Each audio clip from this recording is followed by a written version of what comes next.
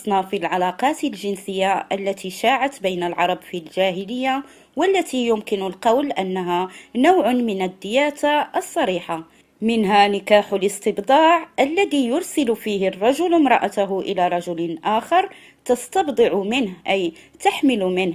وكان يلجأ له رغبة في الولد، ويتم بطلب من الزوج ورضاه، خصوصا إذا كان الرجل الآخر شخصا ذا شأن أو فارسا أو شاعرا.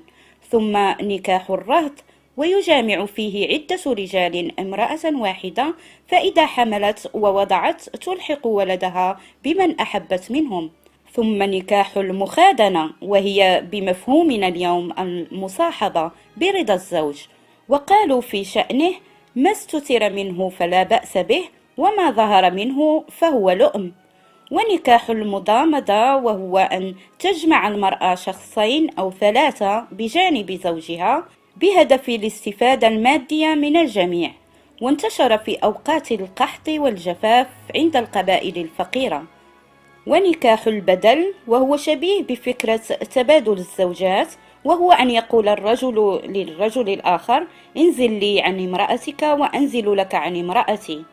كل أنواع النكاح هذه كانت معروفة ومنتشرة بين العرب، ولم يكونوا يعتبرونها سيئة ولا ذميمة. هذا إلى جانب انتشار الدعارة بطبيعة الحال، حيث كانت البغايا أو من يعرفن بصاحبات الرايات الحمر ينصبن على أبوابهن رايات يكن علما لمن أرادهن دخل عليهن.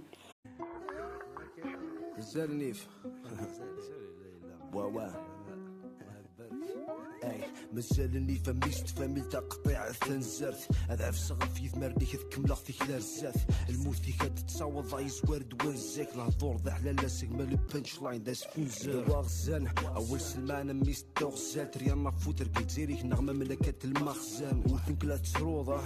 والحور كيغزلني كناك الحرمه كتغرغر كش تفرض كتخزان وانت فلاصل في التفلاصيل وانت في الحقيني كي غير ذات تصريض فغانك سباسي مسوان داس لابلاسيك تمني كيف في السيناريو ترو كلاسيكي ذاين كلاسيك زرانك ولا شي ذمني كلاسين ابان فعروريك ماشي كذا قنطار في سيد ما غلطا غربو الدله لما يرز ومسيك